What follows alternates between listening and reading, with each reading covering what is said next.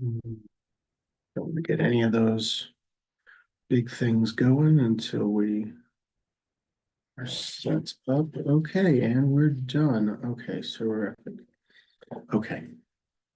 So for everyone joining us, anyone who joins us online, hello, hello. I'm going to share screen. Excellent. This. Okay. So last time we talked about Hezekiah, and we were talking specifically about um we talked about what he did that was good and what he did that was bad. We talked about prayer and how we ask for things in prayer, right? We said, how do we do it? And what's the non arrogant way to presumptive way to pray? You pray based on the merit of others, based on the merit of your ancestors, people close to you, obviously, not just random people, but people, so your ancestors, stuff like that. And not based on yourself, right? So Hezekiah can should base his requests on the merit of his great grandfather David or of the Avot, Abraham, Isaac, and Jacob. All that is perfectly legitimate, but he can't base it on his own merit because that's arrogant. Um, so I'm just trying to find where we were. Okay, so we were here. So how do we know this? And we know it because of Moses. And when Moses asked for forgiveness after the golden calf, he started by invoking Abraham, Isaac, and Jacob, God's servants who God loved. And that way, that would be good. So, and because he based his request on others, on the Avot, God's forgiveness of Israel is actually based upon on Moses's merit. But if you base your request on your own merit, then that's not how the judgment of the forgiveness is affected. So in this case, God's forgiveness of Israel in the text, in the Psalms, is based upon Moses' merit, because it says in the Psalms, and God said God would destroy them, had Moses, God's chosen, not stood before God in the breach to turn back God's destructive fury, lest God should destroy them. So this idea that because of the correct request, it was granted, and therefore we remember it as because of Moses.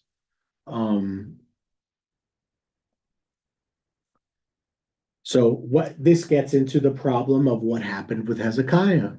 Hezekiah based his request on his own merit. As it's written, please remember that I walked before you, he says to Isaiah, right?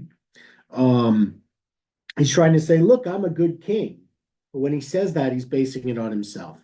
So when God answered his prayers, it was based upon the merit of others with no mention made of Hezekiah's merit. As it's stated, and I will protect this city to save it for my sake and for the sake of David, my servant. Doesn't mention Hezekiah. But God will still grant his request, but not for Hezekiah's sake. For the sake of God and for the sake of the memory of David, Hezekiah's great grandfather.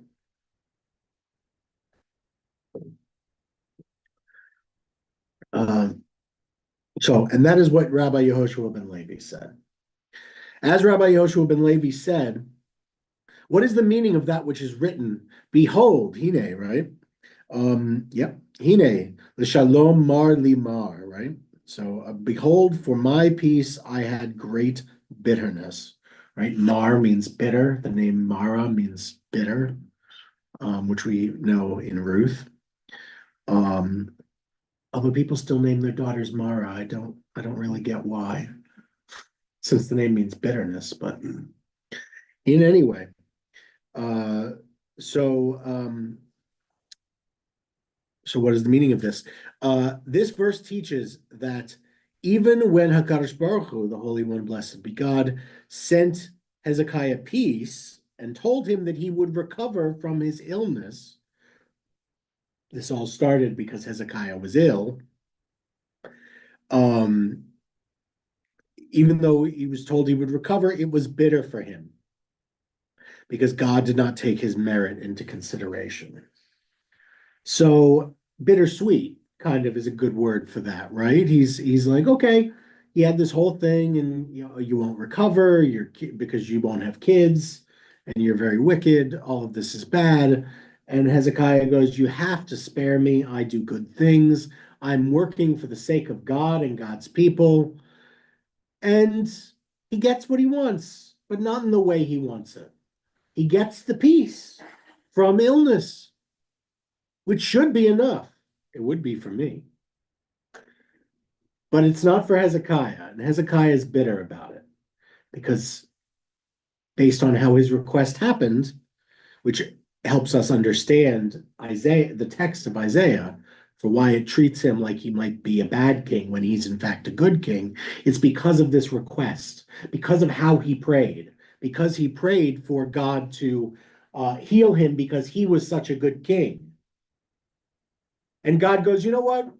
You'll be healed for the sake of me and for the sake of your great grandfather, my servant David. Can I Yeah, play a little devil's advocate? yeah, go for it. I certainly understand the point, and I agree that it's much better than pride. But when you're a kid, you want to please your father. You want your father to say to you, good for you, my son. You did good. I'm proud of you. Could not Hezekiah say that? My God, please tell me that I'm doing right, that you're pleased with me. I think the problem is Hezekiah is not a child, he's a man. He has to act like a man. And God is a lot more strict and harsh about this, what I mean by that, than we'd like sometimes. We want that mercy to always weigh down, but God has expectations, also, especially of adults. And we're all supposed, the idea is, could you say Hezekiah is just, he's like a kid and God is his parent and he just wants approval? Sure, you could. I would probably just say back that Hezekiah, do his people get the benefit of, well, the king's only like a kid and it's okay. He doesn't have to do his job well. Does a lawyer get to do that? Well, how about a doctor? Does a doctor get to say, I had personal troubles and I goofed. I got it wrong and your family member passed. I'm sorry. I had personal things going on. In the real world, unfortunately, sometimes things are tough and we used to just call it manning up. You got to do your job, and Hezekiah's got to do his, and he's not. He's not reaching for what he's supposed to be. And God always wants us reaching for what we can be, the best we can be. And the best Hezekiah is supposed to be is to know that even in times of great distress, there's a way you do things. It's how you set the example to your people, who are then going to set an example for the whole world. It's good to be the king, but there's responsibility there too. So my response would be, he's the king. It's not nearly good enough. Maybe if he was the baker, you could say that, but even then, God wants all men to be men. I mean, I don't mean that like gendered wise. I mean like all adults to be adults, to be responsible, to do things the right way. And sometimes we won't. And Hezekiah was still healed. Worth noting, as I said, that would have been good enough for me. Hezekiah was healed, but he didn't get any credit from God. And I'm kind of intimating to you that he didn't get credit from God because you're right. He was like a little kid. And when you have a little kid, you go, yes, we want to reassure them and stuff.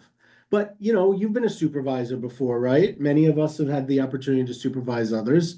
There's a time where you go, look, I'm sympathetic, but if you can't get it done, I need somebody who can, right? Like, God's got a big job here for somebody. This is not This is not the minor leagues. Anyway, I'll stop yelling about it. But okay, so it was bitter for him, but God didn't take his merit into consideration. Of course, the funny thing is that we remember Hezekiah as a good. The book we'll end up.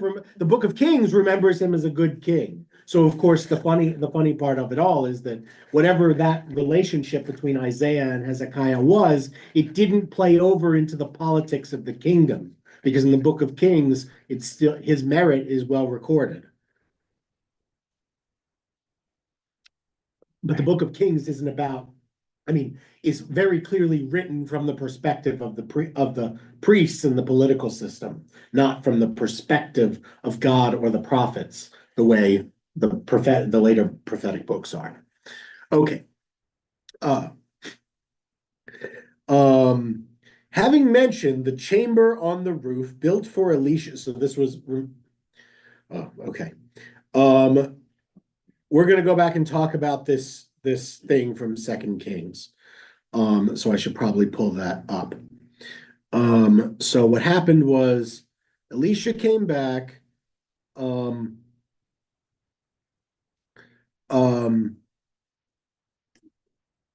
And so a certain woman, the wife of one of the disciples of the prophets, cried out. So one of Elijah's helpers, you could say, because Elisha was the successor to Elijah.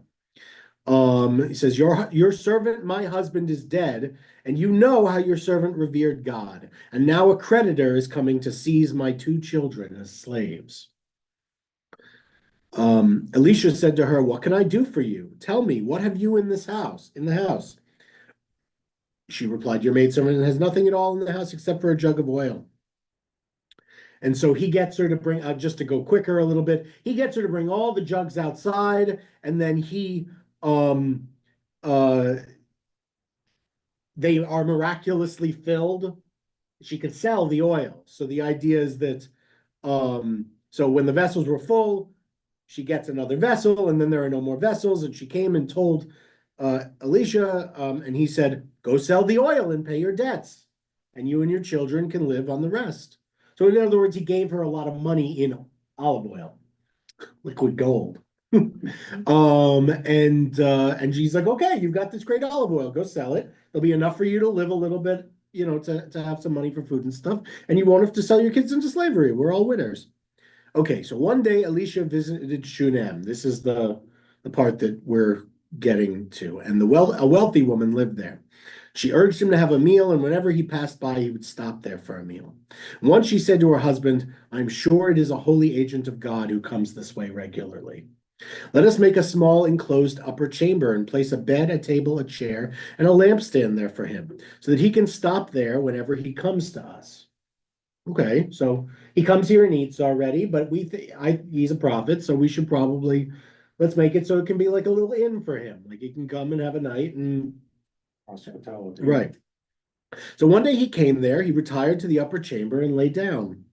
He called to his servant Gehazi, call that Shunammite. He called her, and she stood before him. He said to him, tell her, you have gone to all this trouble for us. What can we do for you? Can we speak in your behalf to the king or to the army commander? She replied, I live among my own people. I don't need anything. What then can be done for her? He asked. The fact is, said Gehazi, she has no son and her husband is old. Call her, he said. He called her and she stood in the doorway. And Elisha said, at this season next year, you will be embracing a son. She replied, please, my lord, agent of God, do not delude your maidservant. The woman conceived and bore a son at the same season the following year, as Elisha had assured her. The child grew up, and one day he went out to his father among the reapers. Suddenly he cried out to his father, oh, my head, my head. He said to a servant, carry him to his mother, the father said. He picked him up and brought him to his mother, and the child sat on her lap until noon, and he died. She took him up and laid him on the bed of the agent of God, and left him and closed the door. Then she called to her husband, please send me one of the servants and one of the jennies, so I can hurry to the agent of God and back. But he said, "Why are you going to him today? It's neither new moon nor Sabbath." She answered, "It's all right." She had the jenny saddled and said to her servant, "Urge it on. See that I don't slow down unless I tell you." She went on until she came to the agent of God on Mount Carmel. When the agent of God saw her from afar, it keeps saying that. Okay, so it says agent of God for Ish Elohim, or man of God, um, or the prophet in this case. He said to his servant Gehazi, "There is that Shunammite. Go, hurry toward her and ask her, 'How are you? How is your husband? How is the child?'" "We are well," she replied. But when she came up to the agent of God on the mountain, she clasped his feet. Gehazi stepped forward to push her away, but the agent of God said, "Let her alone, for she is in bitter distress, and God has hidden it from me and has not told me." Then she said, "Did I ask my lord for a son? Didn't I say, 'Don't mislead me'?" He said to Gehazi, "Tie up your skirts, take my staff in your hand, and go. If you meet anyone, do not greet him. And if anyone greets you, do not answer him. And place my staff on the face of the boy." But the boy's mother said, "As God lives and as you live, I will not leave you." So he arose and followed her. Gehazi had gone on before them and had placed the staff on the boy's face, but there was no sound or response. He turned back to meet him and told him, so he came back that way and said, "Hey, there's been no change." Elisha came into the house, and there was the boy laid out dead on the couch. He went in, shut the door behind the two of them, and prayed to God. Then he mounted the bed and placed himself over the child. He put his mouth on its mouth, his eyes on its eyes, and his hands on its hands as he bent over it. And the body of the child became warm. He stepped down, walked once up and down the room, then mounted and bent over him. Thereupon the boy sneezed 7 times, and the boy opened his eyes. Elisha called Gehazi and said, "Call the Shunammite." And he called her. When she came to him, he said, "Pick up your son." She came and fell at his feet and bowed low to the ground. Then she picked up her son and left. Now Elisha's going to go do other popular fun things. Because they do all this magic. So now you have the story, the background story you need in case you need the refresher. Um, you might not have needed all of that. It looks like so. Remember, the woman from Shunem suggested to her husband, "Let's make a small chamber on the roof." Remember, a little house for him, a little inn. He could stay in that room that's on their roof. Well, Rav and Shmuel argued over the meaning of small chamber. Kir katana. So like a small, we learned, remember the word kir we saw was walls or chambers of the heart before. In this case it means chamber, like the interior of a room. So small interiors, kir katana, small. Yeah. One of them said they had an uncovered second story on their roof, over which they built a ceiling. One of them said there was an enclosed veranda and they divided it in half. The Gemara says, "Granted, according to the one who said that it was an enclosed veranda, which they divided in two. It makes sense that the term chamber or wall here was written. However, according to the one who said that they had an open second story, what is the meaning of wall?" Right? So one of the rabbis says, no, there must be an enclosed already thing up there and they subdivided it. And that's how they gave him a room. The other one says, no, it was just like there was like some basic structure up there, but not anything serious, and they had to build it on there. And the Gemara says, yeah, it says walls. It says there was a wall. It says there was a kier, a chamber, a wall. Whichever meaning of that word you take, it implies there was already a structure. The Gemara responds, the one who said that they had an uncovered second story interprets kier not as wall, but as ceiling, meaning that they had built a ceiling over it.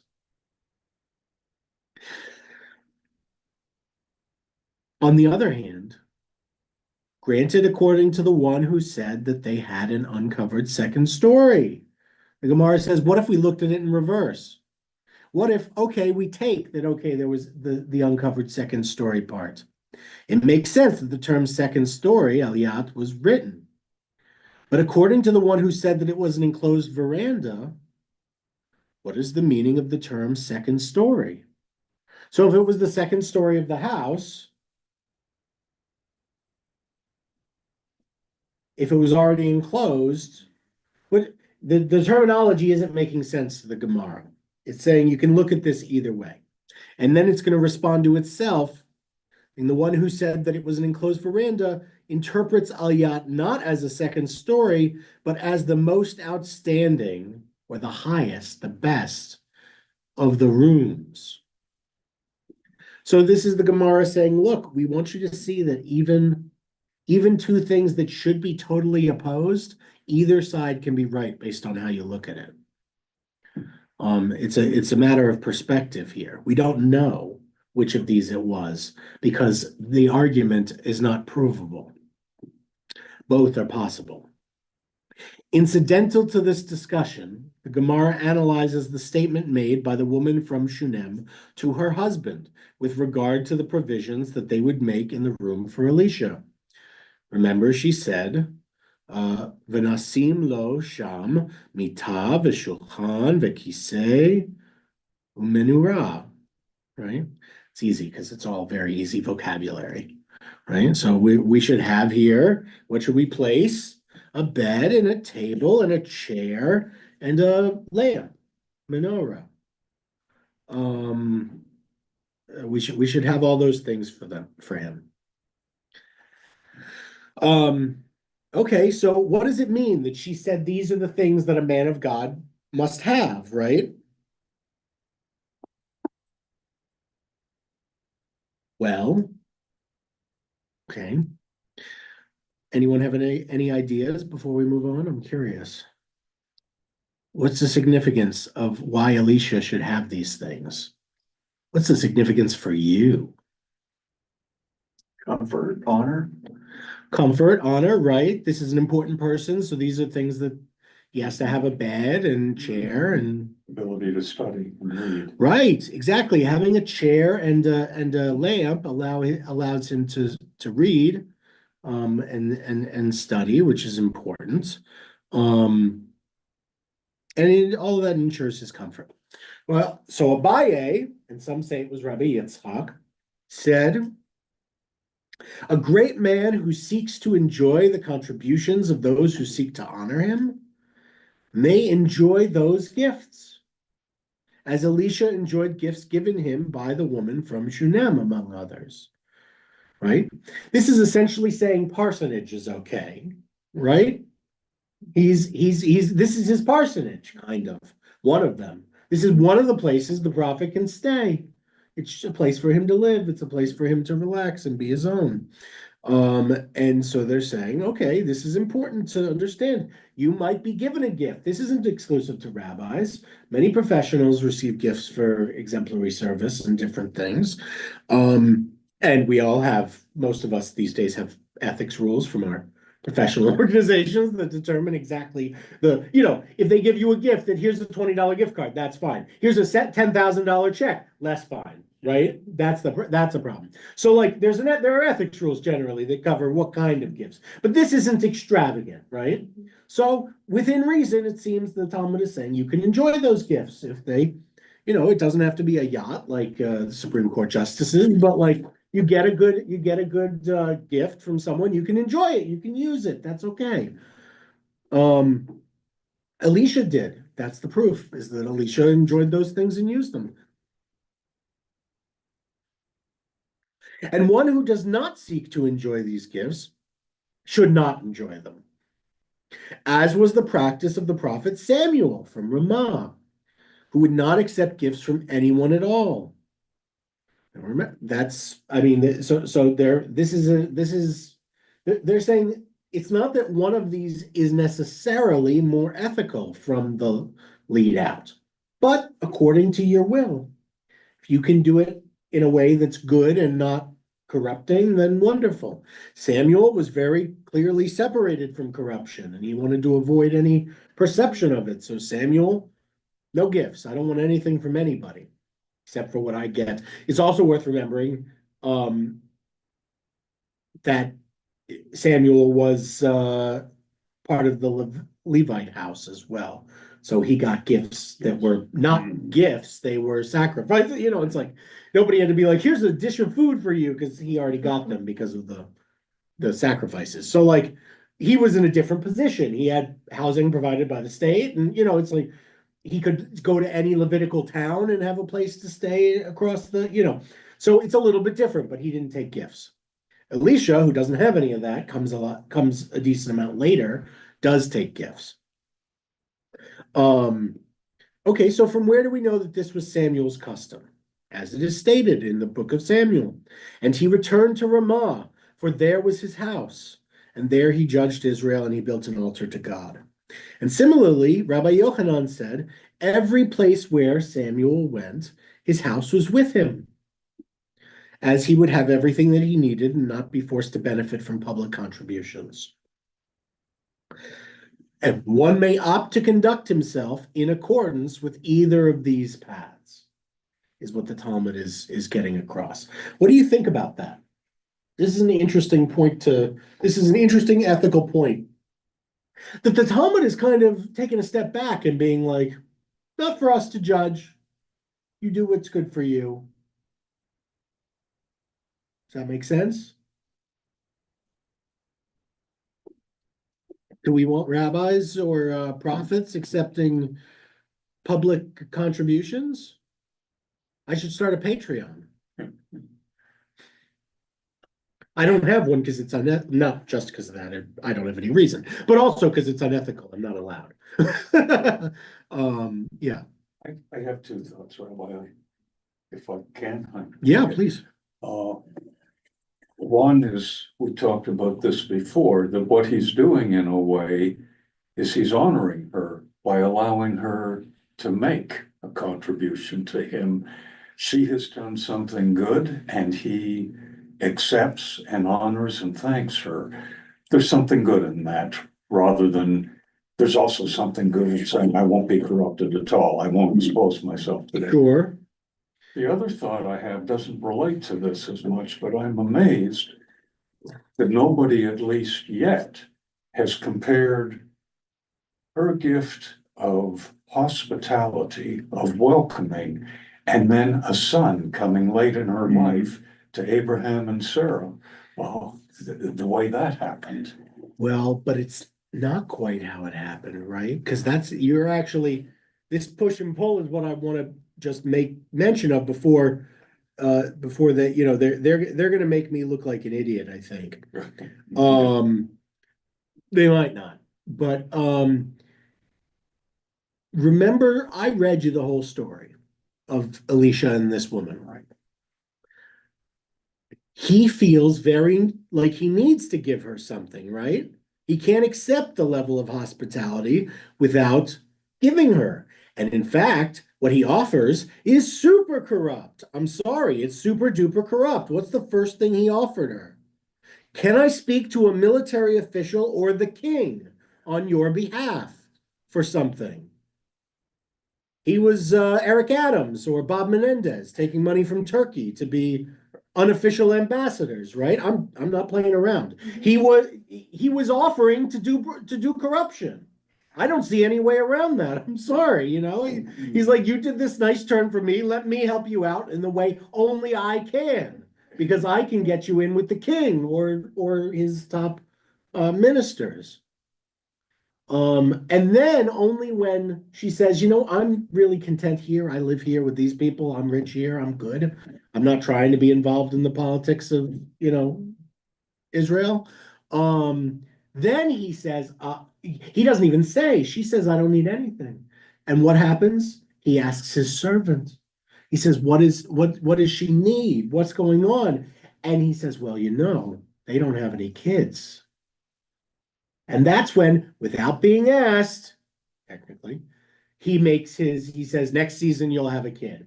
And what happens? You want to talk the corruption? This is when you get bought, you can never unbuy yourself. You can never buy yourself back. What happens when he finds out what's going on? She goes directly to see him, to this guy immediately. And what happens? He sends a servant with his rod. Hot foot, right?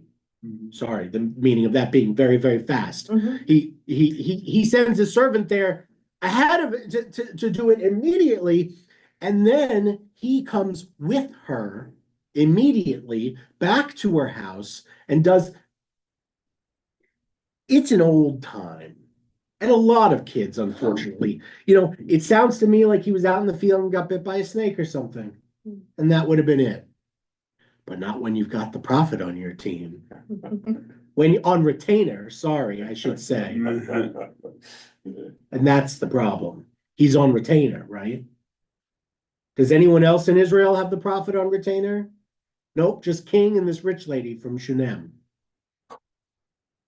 But then, don't you also have to take intention and motivation into account? Yes, I'm obviously taking the least charitable reading of his story. You're correct. And of her story, she didn't give him the chamber to bribe him.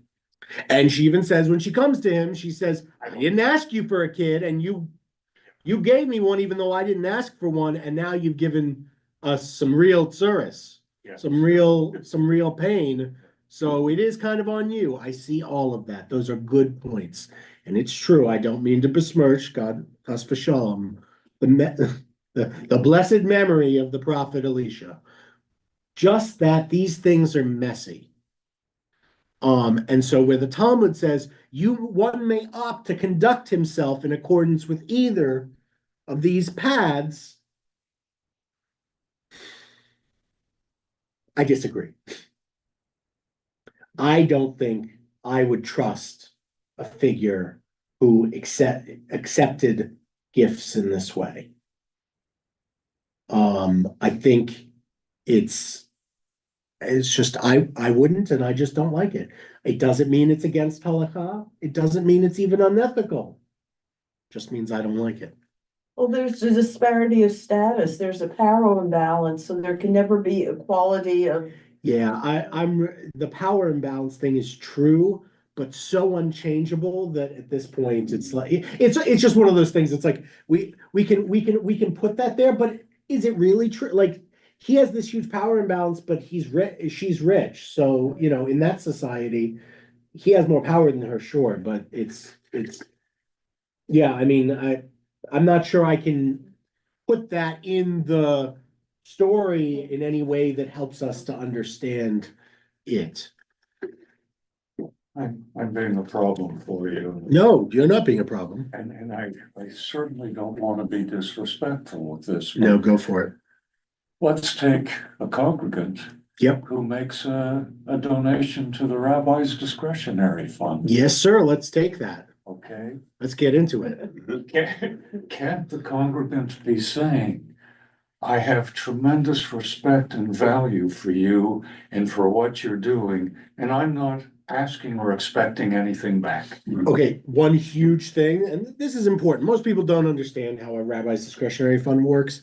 Here's the biggest part.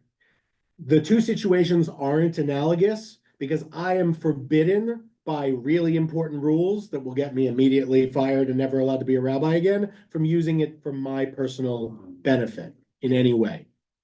So I can't use a gift to the rabbi's discretionary fund is really just a gift to your fellow congregants because I just disperse the money within the community essentially. So it's not or buy things for the synagogue like this owl camera when we didn't have the budget for it. So I guess what I'm saying is it's not analogous, but I will say yes, it is totally possible that you could want to give a gift, especially, let's put it this way, rabbis and very many, often have benefactors who are far wealthier than they themselves are. They have congregants who are wealthier than they are. They have friends who are that's just the nature of the game. It's the nature of the business. And it is not uncommon for sometimes those friends to want to be helpful. They say, we respect you so much, but you drive a Nissan and we want you to, we want you to be the rabbi and we want you to be whatever. We want to, it's not like it's unheard of. And the motivation can be pure, it can be good. But no one would ever be able to see me take that gift. I'm not talking a gift $500 to the discretionary fund. I'm talking a $30,000 car or a $60,000 car or something. I'm not saying a rabbi couldn't be a good rabbi and do that, but it's really, you get into such difficult. This is why we're forbidden from taking such gifts, because it just gives the appearance of an unethical transaction. And also, quite frankly, I don't mean to attribute to Alicia here, and this is important, that's why we're spending so much. I don't mean to attribute to Alicia that he runs to her because he knows he owes her. He feels grateful to her. Yes. Because she has provided him so much. That's my point. It doesn't have to be evil for it to be corrupt. Sorry. If he runs to her because it's the most urgent thing, then that's kosher. If he runs to her because she built him a house, an apartment, which is a great gift. Anybody wants to give me an apartment? No, I'm sorry. Again, don't do that. She gave him an apartment. That's a wonderful gift. Nobody's given me any apartments. If it seems corrupt is the problem. It's how it looks. Again, the halakha is not telling you it is corrupt, because the halakha doesn't want to assume the worst of intentions. But it seems a shame to go to brush over this just by saying, yeah, do what you want. Because I don't know that it's saying do what you want. I think what it's saying is there is a way for you to ethically receive gifts. I've received gifts. It's on the internet now. They're usually very small. First of all, if they're ever in cash, I can tell you, they go directly into the discretionary fund. Often when I do funerals and things, people will give me cash, like an envelope with cash. And that goes directly into we don't take, rabbis should never take cash. That's a bad precedent, I think, in general. But I never take cash. But like, yeah, little things and whatever, yeah, that's acceptable. Kids made me a tzedakah box. That's a great gift to display and use in its full nature. That's wonderful.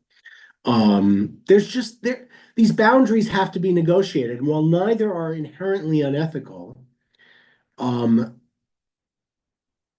as symbolic exemplars and leaders of the people, like the prophet is, and like rabbis are today, we have to do things on a more transparent plane, because our positions are one of public trust. There's no rabbi unless people believe the rabbi stands for the things that they want a rabbi to stand for. If the rabbi instead is like a degenerate gambler or something, or like even like if the rabbi was also like, I don't know, ran like a chain of restaurants in town. I mean, seriously, like we don't have to go to the worst, it's just not a good look. There's a reason why our professional ethics organizations these days, for rabbis and for doctors and for lawyers and for all kinds of groups, prevent the acceptance of gifts over a certain amount, because it's just not good. It's not kosher. It throws a wrench into the system of justice. And that doesn't have to be justice like from a judge. It can be justice from how soon a person receives pastoral care from the rabbi. We don't want any perception that the balancing factor is anything other than need. And certainly not based on who gave more money last. It's worth noting, I have no idea what any person at the synagogue, I obviously have some general idea of some people who are wealthier than others, but I have nothing to do with the dues information and have no idea what any individual contributes to the synagogue. Because I don't want to know, because I don't want any chance of it impacting my ability to do my job correctly. Yeah, I remember that Margot was supposed to keep that totally to herself. Right, yeah. What, I understand you and you've taught me, I understand better than I did. But I think there's a sadness in that. She can't say to the prophet, or a congregant can't say to you, I'm so deeply grateful for what you do and for what you represent, and I want to make your life a little better. The thing is, she can do that. She just can't do it by buying him an apartment.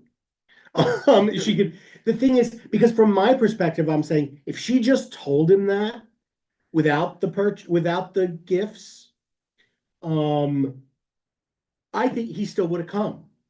The story would have played out maybe the same way. Maybe we could have just taken the prediction of the child off the table and then come back to it later. He'd have come back to her when she called because that's the right thing to do. The problem is now we can never truly know if he came back immediately because that's just what you do and it's the right thing to do. I'm very happy he saved that kid's life somehow magically because magic. I like to think it's like he's like over the kid. I like to think he's like sucking out the venom of the snake because again, I think it's a snake bite. But like, but anyway, the point being that none of that is relevant to the point. Just that we'll never know whether it was corrupt or not. It doesn't have to be, and we're not going to assume it was because he's a prophet. That's terrible. We're not going to assume it was, but we can't know for sure. And we could have known for sure if not for the apartment. Elijah, his predecessor brought a child back to life too, if I remember. I think so. Yeah, Yeah. a lot of the stories get repeated. Well, but he was not being paid anything by the woman. But we love Elijah. He's great. Yeah. We don't have to worry about Do Elijah. any of these commentaries compare Elijah's miracle, if you will, with Elisha? Well, let's keep going because I don't want to steal any thunder. Because we're not, at least as of this moment, we're not totally yet done, although we're talking about something else. Regarding the woman from Shunem, and she said to her husband, "Behold, Hine, I perceive that he is a holy man of God, an Ish Elohim." Although in this it only says Ish Elohim, who passes by us continually. Remember, this is what she said. She's like, "Oh, I think this guy is a Isha Elohim." So Rabbi Yossi, son of Rabbi Hanina, said, "From here, where the woman from Shunem perceived the prophet's greatness before her husband did, derive that a woman recognizes the character of her guests more than a man does." I don't know. That's what we're going with. That's what Rabbi Yossi is like. Oh. Women know guests. I don't know where he's getting that necessarily, other than this. It's like, we know it because she saw it and she was right, and he didn't know. They usually quote Psalms or some kind of background for that statement. Yeah, but we're already using this verse, so we wanted to bring it in here for this verse because we're already using this verse. Anyone have anything fun to say about? Sure. I think there's some truth to that in general, women tend to be more empathic, more intuitive than men. One can argue, as I'm going to now, on no scientific basis at all, that a woman has empathy with the child who's a part of her, who later becomes something separate than her. Her empathic skills are built up by taking care of that child when it's within her. Maybe. I know very little of it, of either parenthood or being a woman. So I can't speak to either of those. But I think this is something that we say. I think it's one of these things that some people kind of believe, whether or not it's like something we ever talk about. It's that women are better connected to people than men are more like, oh, I don't know. When I was a resident, one of my co-residents did an informal study. He would ask pregnant, this was before you could tell what the child was. Sure. He would ask pregnant, what do you think? What do you think? And they would get it better than their husbands. Huh. Though I wonder how much of that is just a coin flip. The coin flip came up right more times than, I guess that's the thing. I don't know. Anyway, okay. So the Gemara notes that the woman from Shunem said that he is holy, kadoshu. The Gemara asks, from where? Okay, that's a great statement that she made, that he's holy. How did she figure that out? It's asking what I just said to you. It's saying, yeah, but she could have just been like guessing, right? Like, I mean, like we can't just say that and be like, oh, there's no like, it could be a guess. Like, she could have said that about 10 other guys, but we don't know. And her husband's like, yeah, sure, prophet, got it. And then this time it was Elisha, and he goes, oh, wait, shoot, that is Elisha. I've seen that guy before, like, so. Okay. So from where did she know that he was holy? How did she summon that inner knowledge that we say that women have? So Rav and Shmuel, once again, disagreed over this.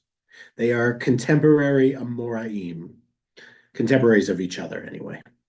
One of them said, she never saw a fly pass over his table. And the other said, she spread a white linen sheet on his bed, and despite that, even the smallest stain is visible on white linen, and nocturnal seminal emissions are not uncommon. She never saw the residue of a seminal emission on it. Now, if you take the commentary out of that, it's actually way more gross because it takes out the like, oh, it's because of the white linen and it's very common. No, it's just she spread a linen sheet over his bed and she never saw any semen on it, so she assumed he wasn't a creep. And I guess that's good enough in those days to determine that he must be a holy man. So great. I mean, we're making progress, I guess. The first one was great. She never saw a fly pass over his table, as if the fly has a no-fly zone or whatever. Well, because he's forbidden from eating things. Like maybe she's like, oh, he's not allowed to eat it, and it's like maybe it knows not to get in his food because I can't say I know why the fly not flying over the table is the correct thing. I like that much better than the idea that to be a man of God, you have to be asexual. Well, sure. I mean, also, like, if you're staying in somebody else's house, maybe just don't. Like, it's like maybe just control, everyone can control themselves for a day. He's only passing through, he's not there for like a week and a half. Anyway, so she never saw that, and those are the two reasons. With regard to the verse Kadoshu, we're going back to this. So so maybe she didn't mean either of those things. Maybe that verse means something else. Maybe it means, and this is from Rabbi Yossi. The other one was also Rabbi Yossi. Yes, it was. So Rabbi Yossi again is very concerned with this woman. Son of Rabbi Hanina, said, the woman from Shunem intimated that Kadoshu, but his attendant, Gehazi, is not holy, as she saw no indication of holiness in him. Here too, she correctly perceived the character of her guest, as it is later stated, and Gehazi approached her to push her away. And Rabbi Yossi, son of Rabbi Hanina, said he grabbed her by the majesty of her beauty, meaning that when he pushed her, he grabbed her breasts in a licentious manner. Oy vey, yeah.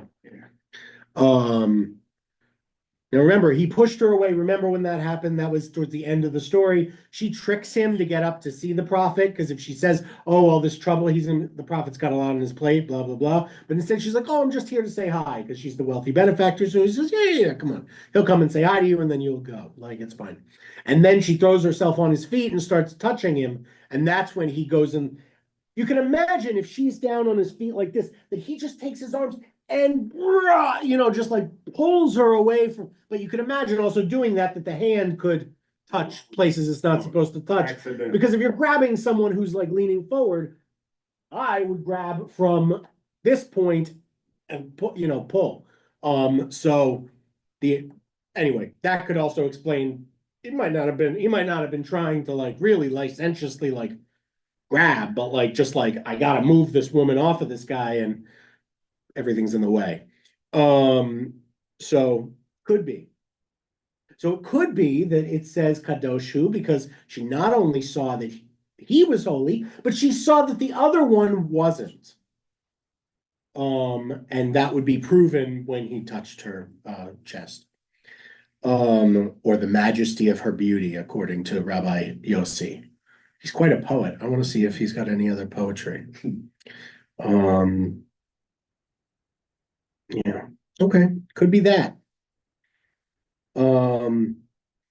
With regard to the phrasing of the verse, he is a holy man of God who passes by. We're looking at the part here, not the Kadosh Hu, but the Oved Aleinu Tamid, who's always passing in front of us. Or here it says, who passes by us continually. Rabbi Yossi, son of Rabbi Hanina, once again, said in the name of Rabbi Eliezer ben Yaakov, this time at least he learned it from someone, he's not inventing it himself. From this verse we derive that one who hosts a Torah scholar in his home and lets him enjoy his possessions, the verse ascribes to him credit as if he is sacrificing the daily offering, as the verse states, passes by us continually. So there you go. What we end on today is just mentioning, we can talk about this too, that's okay. So he's saying, hey, if you host a Torah scholar in your home and let the Torah scholar enjoy your stuff, it's as if you were still sacrificing the daily sacrifice, which is called the Tamid sacrifice. That's the connection. So it's like you're still sacrificing. It's this huge benefit to you for letting a Torah scholar stay in your house and enjoy your possessions, which also I would feel super uncomfortable about. But these rabbis, it's worth noting, these rabbis are A, super poor, not all of them, but a lot of them are. And B, not it's just rabbi wasn't a job then the way it is now. It wasn't a career in the same way. So like these guys aren't deriving much benefit at all from their rabbinic journey, just from their otherwise professional journey. So they're like, okay, we don't get paid, we people bring us food and stuff. That's mostly our thing. But our best benefactors let us stay in their homes and give us food and let us use their bathtubs and stuff like that. And we love those guys. That's what Rabbi Yossi is saying. He's like, we're big fans of them. Rabbi Yossi, it sounds like, could use a ethics code. Sounds like he loves the idea a little bit too much of